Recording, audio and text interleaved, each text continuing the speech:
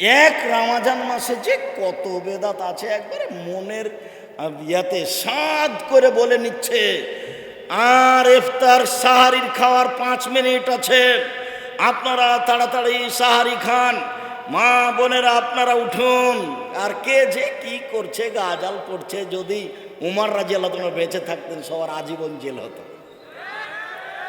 উমর রাদিয়াল্লাহু আনহু বেঁচে না থাকার কারণে সবাই পাপ করার সুযোগ পেয়েছে, মুখ খুলতে পাবে না, শুধু আজান, শুধু আজান। কোরআন মাজিদ পড়তে পাবে না, গাজাল পড়তে পাবে না, বলতে পাবে না।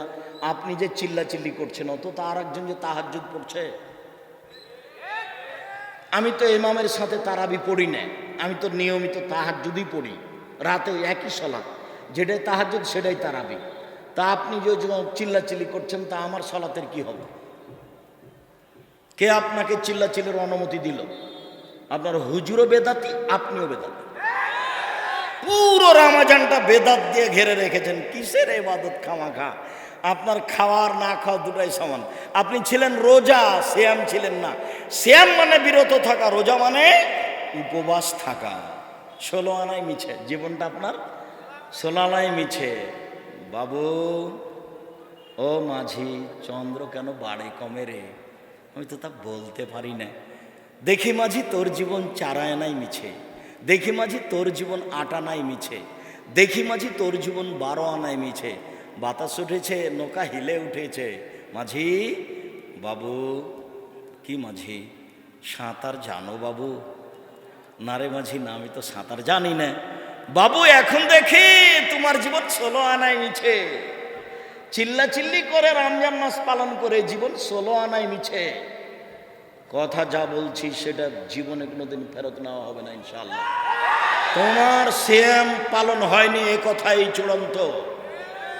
রাসূল সাল্লাল্লাহু আলাইহি সাল্লাম বলছেন, মালাওয়া মুহদাসান, কেউ যদি বিদআতকে আশ্রয় দেয়, লা ইকবাল আনহু আদলু সারফ, তার ফরজ ইবাদত কবুল হবে না, তার নফল ইবাদত কবুল হবে না, ও হলো বেদাতি। আর কোন ইবাদত কবুল হবে না। হাদিস বুখারী মুসলিম। মুখ খোলার আগে আগে দেখতে হবে আমার কথা রাসূলের সাথে মিল খায় কিনা। সালাম তো ছিল এরকম, আসসালামু আলাইকুম। তালুর সাথে তালু, 2 হাত পৃথক হলো, সব পাপ ক্ষমা। হাদিস সহিহ, হাদিস আবু দাউদ। তা আপনি আসসালামু আলাইকুম, আরো পিছনে লেগেছে আর একটা, 1 2 3 বুকে, 4 এরকম, 5 এরকম, 6 পায়ে। কত যে সালাম আছে, একটাও চলবে। রাসূলকে অপমান করে ইবাদত করে কোনো লাভ নেই। আসসালামু আলাইকুম। করোনা যে, করোনা ভাইরাস, হাতে হাত মিলানো যাবে না। যে ব্যাংকে ঢুকেছি তো সামনে চেয়ারগুলো নেই, তখন আমি বলছি কি খবর ম্যানেজার সাহেব, চেয়ার সামনে নেই যে। বলে আপনি আর বলেন না, তাহলে আর মুসাফা করতে পারবেন না। কি বলেন? আমি আব্দুর রাজ্জাক বিন ইউসুফ 2020 সালের করোনার সূচনায় ঘোষণা দিয়েছি, আমি আব্দুর রাজ্জাক বিন ইউসুফ, কারো যদি করোনা হয়ে থাকে আমি তার সাথে একসাথে এক প্লেটে খাবো। কেউ যদি করোনায় মারা যায় আমি তার জানাজা দেব, গোসল দেব, কাফন দাফন করব। আমারও করোনা হয় তাহলে আমি বলবো পৃথিবী সৃষ্টির 50,000 বছর পূর্বে আমার ভাগ্যে লেখা হয়েছিল করোনা, তাই আজকে হয়েছে। আমি তার গায়ে হাত দিয়েছি সেই জন্য করোনা হয়েছে। এই কথা আমি আব্দুর রাজ্জাক বিন ইউসুফ বিশ্বাস করি না। অল্প দিন বাঁচতে এসে শিরক করে মরতে রাজি নই। আমি 3 ফুট পর পর দাঁড়াতে রাজি নই। আজ থেকে কিয়ামত পর্যন্ত যদি কাবা ঘরে আর কেউ পাশাপাশি না দাঁড়ায়, তবে আমি আব্দুর রাজ্জাক বিন ইউসুফ পাশাপাশি দাঁড়ানোরই চেষ্টা করব। 3 ফুট দূরে দাঁড়িয়ে করোনা থেকে আমি বাঁচতে রাজি নই। প্রয়োজনে একাই বাড়িতে সালাত আদায় করব, কিন্তু পদ্ধতি পরিবর্তন করতে পারি না। মাস্ক এখন লাগাবো, এই যে ধুলাবালি উঠছে জীবনে হচ্ছে, সেই জন্য করোনা থেকে বাঁচার জন্য মাস্ক আমি আব্দুর রাজ্জাক বিন ইউসুফ লাগাবো না। আমিও দিয়ে ভাগ্য বাড়াতে রাজি নই। আমাকে করোনা হবে না, যদি হয় তাহলে বুঝবো এটা 50,000 বছর আগে লেখা হয়েছিল পৃথিবী সৃষ্টির। যদি সতর্কতায় বাঁচা যেত তাহলে যমুনা ফিউচার পার্কের মালিক করোনায় মারা যেত না। যারা দেশের পানি খায় না, দেশের পানি খায় না, ওরা এ দেশের পানি খায় না, বাহির থেকে পানি নিয়ে আসে খায়, টাকার অভাব নেই, ভুল হিসেবে। বিমানবালায় মেয়েটা বলছে মাস্ক লাগান, ধৈর্য ধারণ করো, মাস্ক লাগান, ধৈর্য ধারণ করো, মাস্ক লাগান, ধৈর্য ধারণ করো। আবার যখন বলেছে আমি যখন উঠছিলাম তুমি তখন দেখনি, আমার মাস্ক মুখে ছিল না, দেখো আমি মাস্ক মুখে লাগাবো না, এর আগে তুমি আমাকে দেখলে নামিয়ে দিও। এখন তুমি যাকে বলার বলো, আমি মাস্ক দিয়ে করোনা ঠেকাতে রাজি নই। আমি আব্দুর রাজ্জাক বিন ইউসুফ শিরক করে 1 ঘন্টা বাঁচতে রাজি নই, যা হবে ভাগ্যে হবে, ওটা তো আমি বিশ্বাসই করি না, ওই পথে আমি নই। মাস্ক এখন লাগান, ধুলাবালি উঠছে না, অনেক ধুলাবালি আছে, জীবাণু আছে, এখন লাগিয়ে রাখা। একটা দিয়ে একটা ঠেকান কি করে? আল্লাহ নবী বলছেন না ইউদি শাইউল শাইন, রোগ ব্যাধি একজনের কাছ থেকে আরেকজনের কাছে যায় না, একজনের কাছ থেকে আরেকজনের কাছে যায় না, এটাও শিরক, যা আলোচনার শেষে আসছে। সম্মানিত দিনী ভাই বোন, বলছিলাম শিরক দেখাচ্ছিলাম, 1 মাদুলি ঝুলানো শিরক, 2 স্বামী স্ত্রীর মধ্যে ভালোবাসা সৃষ্টি করা শিরক, 3 ঝাড়ফুঁক করা শিরক। তবে কোরআন মাজিদের আয়াত পড়ে ঝাড়ফুঁক করা যায়, তবে হাদিসের দোয়া পড়ে ঝাড়ফুঁক করা যায়, শিরকি কথা দিয়ে ঝাড়ফুঁক করা যায় না। রাসূল সাল্লাল্লাহু আলাইহি সাল্লাম বললেন মান তাল্লাকা তামিমান ফাকাদ আশরাকা, কেউ যদি মাদুলি ঝুলায় তাহলে সে শিরক করলো। 10 জন লোক নবীর কাছে আসলো, 9 জনের সাথে বায়াত করলেন, একজনকে ছেড়ে দিলেন। ওরা 9 জন বলল যে তারাক্তা তিসাতান ও তারাক্তা বায়াতা তিসাতান ও তারাক্তা ওয়াহিদান। আল্লাহর নবী 9 জনের সাথে বায়াত করলেন, একজনকে ছেড়ে দিলেন। তখন আল্লাহ রাসূল বলছেন ওর গলায় তাবিজ আছে, সেজন্য বায়াত করলাম না। ফাদ খালায়া দাও ফাকাতাহা, হাতটা ভিতরে ঢুকিয়ে তাবিজটা ছিঁড়ে ফেলে দিল। আল্লাহ রাসূল তার সাথে বায়াত করলেন। যখন ওই যে ত্রাণ বিতরণে গেছিলাম, তখন আমি ওই যে মাদুলি কেটে কেটে ফেলছিলাম, দেখেননি দৃশ্য? যখন যাকে টাকা পয়সা দিয়েছি তখনই তার গায়ে হাতে মাদুলি আছে কিনা এটা খেয়াল করেছি, এখনো করি। আপনার হাতে যদি মাদুলি থাকে, গলায় থাকে, মাজায় থাকে, উপস্থিত বৈঠকের দিনই মুসলিম বোন, এই মেয়ে কথা বলছো কেন? উপস্থিত বৈঠকের দিনই মুসলিম বোন, আপনার কোমরে মাদুলি আছে নাকি? হাতে বাহুতে মাদুলি আছে? তাবিজ আছে? তাবিজ থাকলে আপনি এখনই খুলে ফেলুন, এখনই, এই মুহূর্তে, 1 সেকেন্ড দেরির সুযোগ নেই। যদি আপনি খুলে ফেলেন মারা যান, জান্নাত হবে ইনশাআল্লাহ। আর থেকে যাওয়া অবস্থায় মারা গেলে জান্নাত হবে না, এটাই চূড়ান্ত হিসেব। সাফিয়া রাদিয়াল্লাহু তাআলা আনহা বলেন মান আতারাফান ফাসালাহু আন শাইইন, কেউ যদি কোনো গণকের কাছে যায়, গণককে কোনো বিষয়ে জিজ্ঞাসা করে, লা তুকবালু সালাতুন 40 লাইলা, 40 দিন তার নামাজ কবুল হবে না। কেউ যদি গণকের কাছে যায় কিছু জিজ্ঞাসা করে, দেখুন তো ভাই আমার টাকাটা হারিয়ে গেছে, কে নিয়েছে, তার সালাত কবুল হবে না কতদিন? 40 দিন। রাসূল সাল্লাল্লাহু আলাইহি সাল্লাম বলেন মান আতারাফান ফাসাদ্দাকা বিমা কালা, গণকের কথা যদিও বিশ্বাস করে, ফাকাদ কাফারা বিমা উনজিলা আলা মুহাম্মদ, তাহলে সে কোরআন মাজিদকে অস্বীকার করবে। এবার আপনার কাছাকাছি বাড়িতে চলে আসে, আপনার ঘরে প্রবেশের জন্য যাচ্ছে, দেখেন ওয়াকেদ আল-লাইসি রাদিয়াল্লাহু তাআলা আনহু বলেন আল্লাহর নবী হুনাইনের যুদ্ধে গেলেন, তো একটা গাছের পাশ দিয়ে যাচ্ছিলেন, ইউকালালাহা জাত আনোয়াতিন, সেই গাছের নাম হলো জাত আনোয়াত। এই যে একটা গাছ, সেই গাছটার নাম হলো জাত আনোয়াত। মুশরিকেরা তাদের তরবারি সেই গাছে ঝুলাতো, তারা মনে করতে এতে সুবিধা হবে। তখন সাহাবীগণ বললেন আল্লাহর নবী ইজাল্লানা জাতা আনোয়াতিন কামালাহুম জাত আনোয়াত, আপনি আমাদের জন্য একটা এরকম গাছ করে দেন না, আমরা সেখানে তরবারি ঝুলাবো। এরা যেমন তরবারি ঝুলাচ্ছে আমরাও তেমন তরবারি ঝুলাবো। তখন আল্লাহ রাসূলের উত্তরটা শোনেন তো, আমার দিকে চেয়ে থাকবেন, এই ছেলে বসো, তুমি কোনো কাজ দেখাচ্ছ আমাকে? তুমি আমার চেয়ে বেশি ক্লান্ত? আপনার তো একটা ইতস্তবোধ থাকতে হবে। আমি তো ক্লান্ত, আমি তো আপনার বিরক্তির আগেই কথা শেষ করব। কাজেই দয়া করে আপনি আমাকে কোনো কাজ দেখাবেন না। বিনীত অনুরোধ, আপনি কাজ আমাকে দেখিয়ে পরিবেশ নষ্ট করবেন না। সাহাবীগণ বললেন, একটা গাছ আমাদের জন্য করে দেন, ওদের যেমন গাছ আছে। তখন আল্লাহ রাসূল প্রথমে বলছেন, সুবহানাল্লাহ, হায় হায় হায় হায়, এটা কি কোনো কথা হলো? সুবহানাল্লাহ, হাযা কালাকমে মুসা। আরে এটা তো মুসার সম্প্রদায় যা বলেছিল সেটাই হয়ে গেল।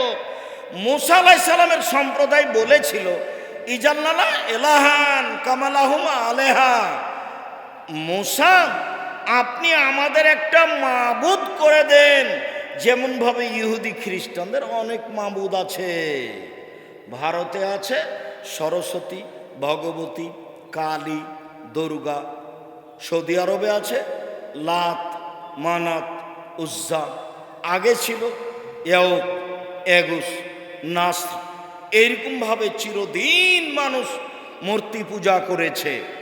তা আপনি মুসা আলাইহিস সালাম, আপনি একজন নবী, আমাদের জন্য একটা মাবুদ করে দেন, ওদের জন্য যেমন মাবুদ আছে।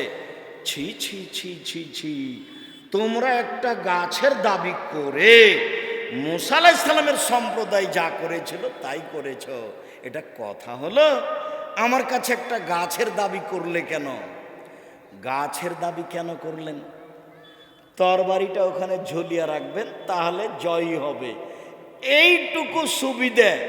এই হাদিস দিয়ে কে বড় ক্ষতিগ্রস্ত বয়ে এদেশে যত সুবিধা নেওয়া আছে সবকে শিরক বলা আছে।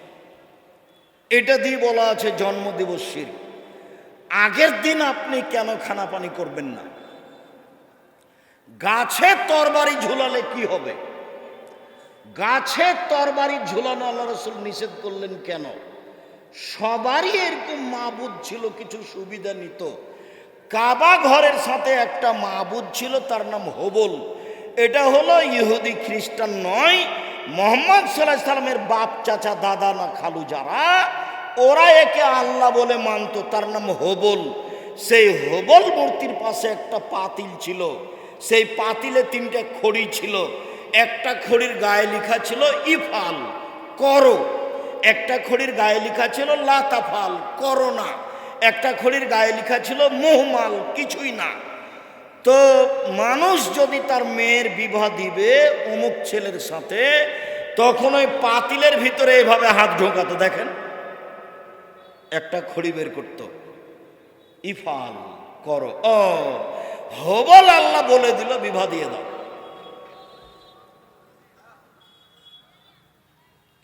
লাতাফাল, করো না। হবল আল্লাহ বলে দিল বিবাহ দিতে হবে না। এই বিশ্বাসে চলে আসছে বিশ্বাস, তারই নাম আকীদা, বিশ্বাস।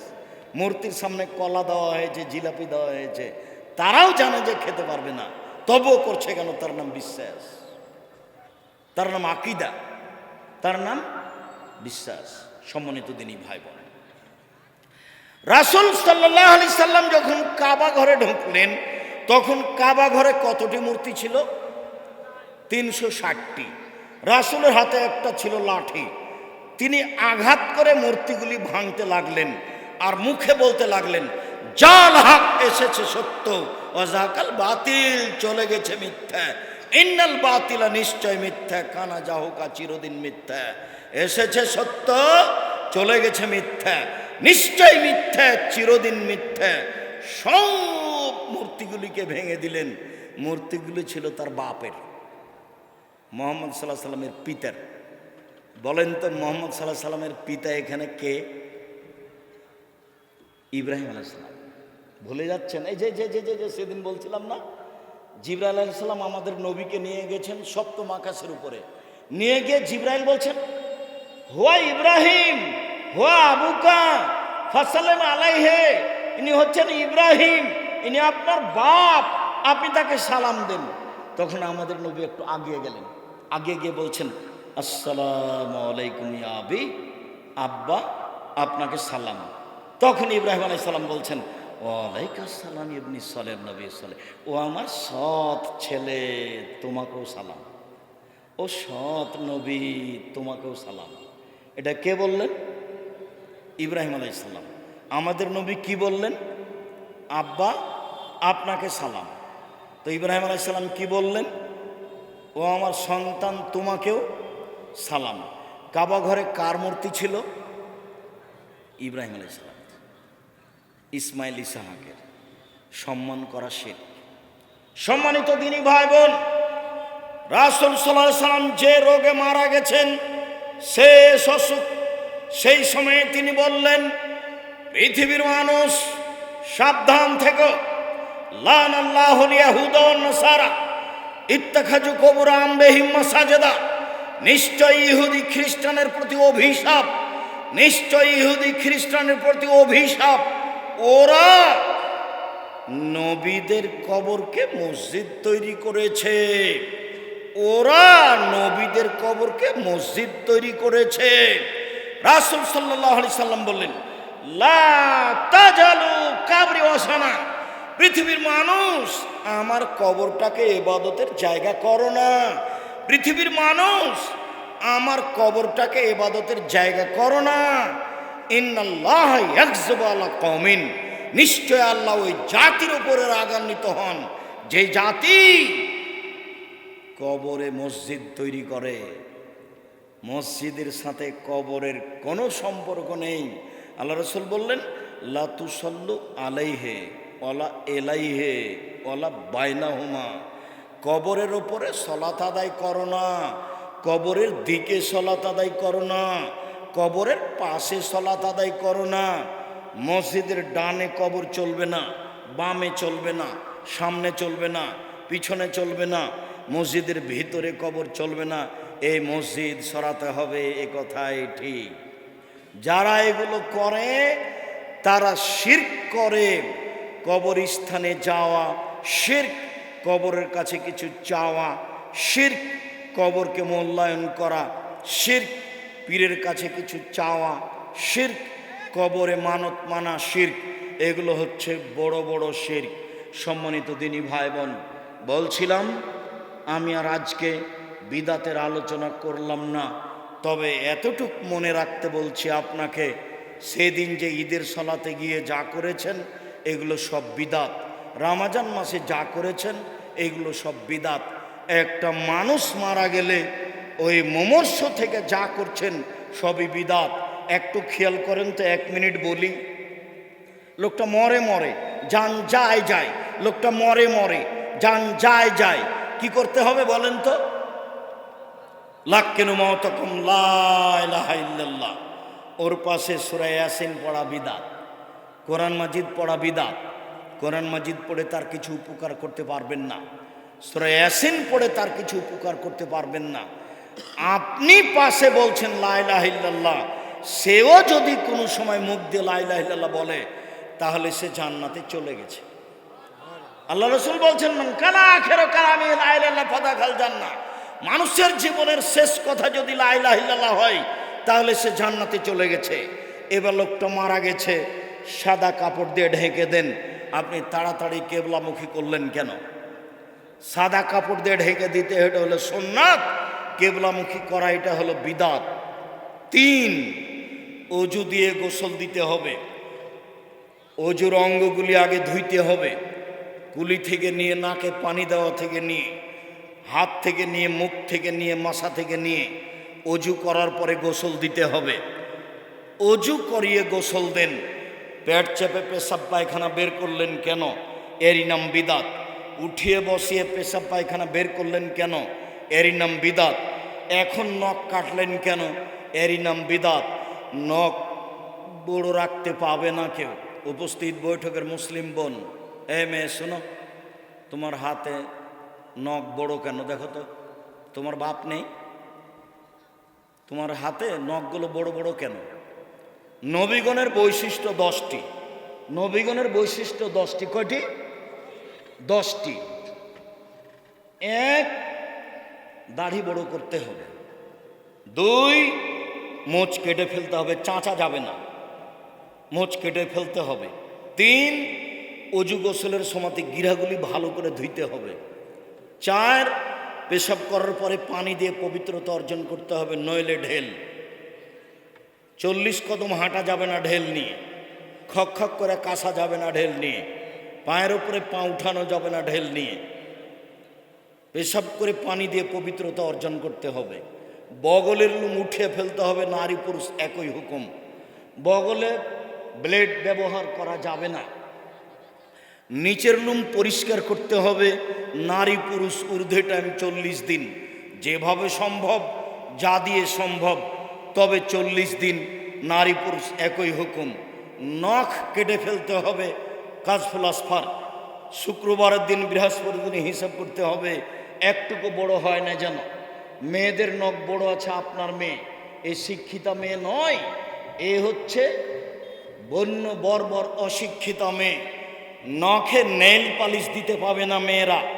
নখে নেইল পালিশ দেওয়া ইহুদি খ্রিস্টানদের পতিতালয়ের মেয়েদের বৈশিষ্ট্য।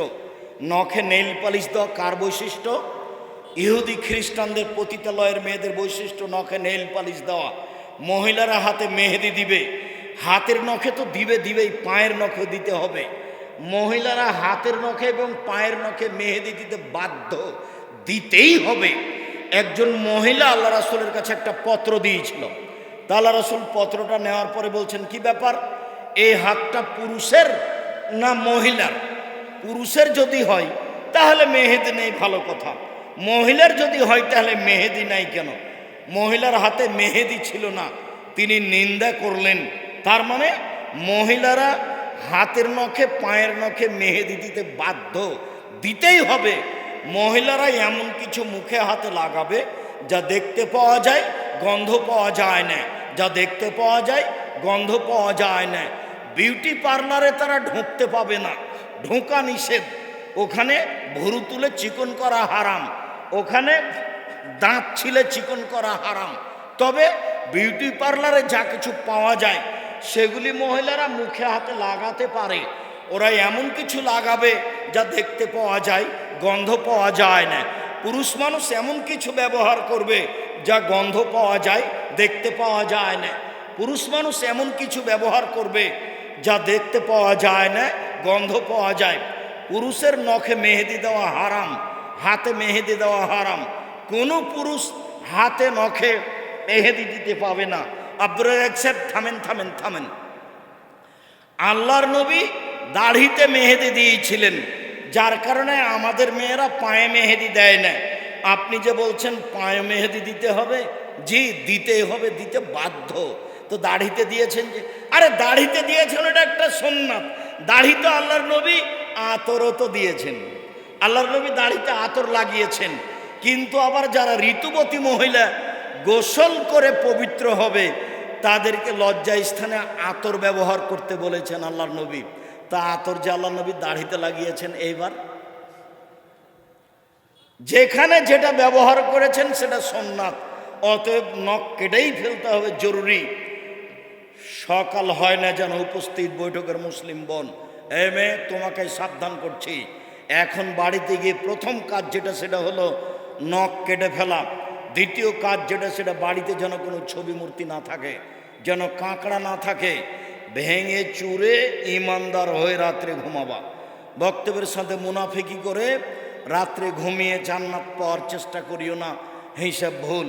বলছিলাম নখ কাটা যাবে না এখন, মোচ কাটা যাবে না এখন, পরিষ্কার করা যাবে না এখন।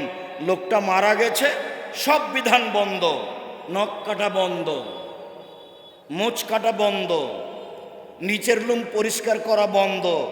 এখন শুধু অজু দিয়ে গোসল দিতে হবে, সবই বেদাত।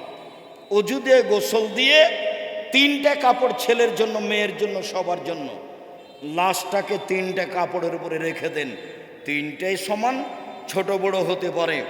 ডান দিকের কাপড়টা আগে উঠিয়ে, বাম দিকের কাপড়টা পরে উঠিয়ে আপনি রশি দিয়ে 3টে বেঁধে দেন।